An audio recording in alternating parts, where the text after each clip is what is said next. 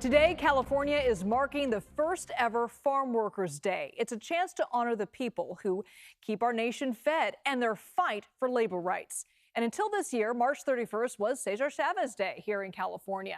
And that all changed when sexual abuse allegations against Chavez came to light earlier this month.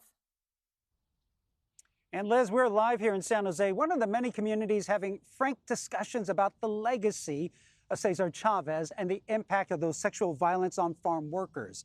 I'm standing just outside the Plaza de Cesar Chavez. It is one of a dozen sites in the Bay Area named for the longtime labor leader. But now, Chavez's legacy is under intense scrutiny in the wake of those allegations of sexual abuse during his time leading the United Farm Workers. Just 2 weeks ago, the New York Times reported that Chavez sexually abused women and young girls.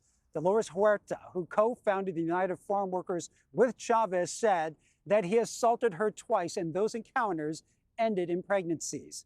She says she kept the truth a secret for fear it would harm the farm worker movement.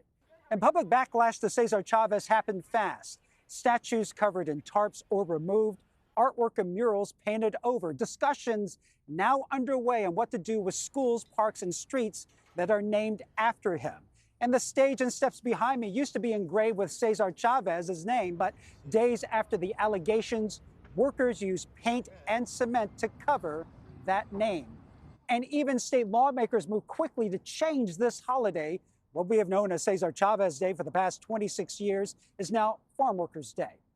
Our Kelsi Thorud spoke with the people navigating the pain and the purpose in the farm worker movement.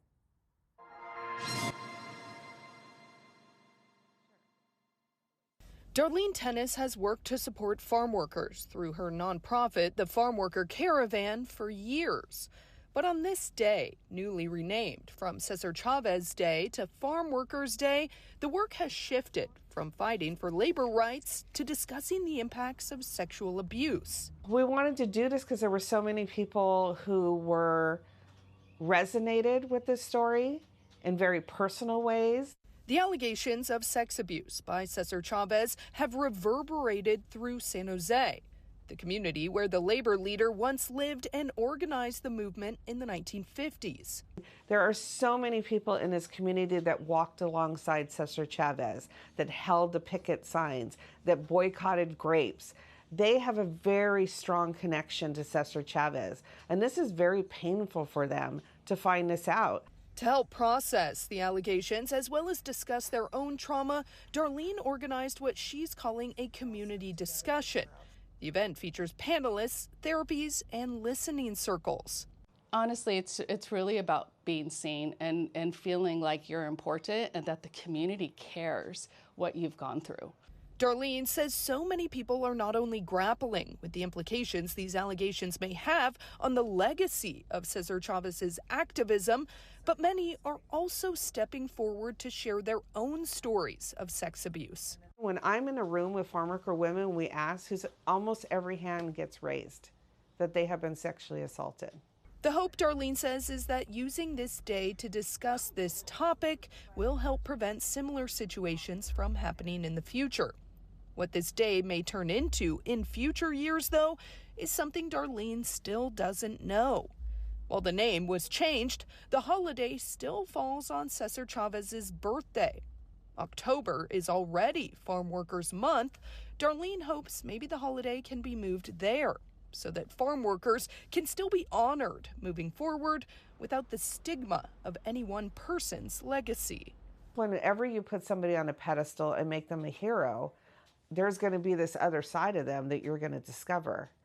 You know, so there's a lot of good and bad or evil in a lot of different people.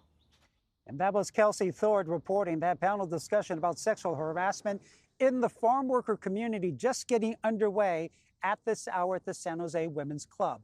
Organizers say they want the public to be part of this conversation to learn about the impact on individuals and the community. Also, the city of San Jose announced it will ask for public input on renaming historical sites dedicated to Cesar Chavez, including the park behind me. And today, Senator Alex Padilla spoke with our Ann Makovic. They discuss efforts to not only honor farm workers through holidays, but also how to help them on a day-to-day basis. You can't have a safe and secure food supply chain without the contributions of farm workers who are disproportionately immigrant, including many undocumented immigrants. These workers deserve better than to live in fear of deportation for their contributions to the food supply chain, to our economy, and to our national stability.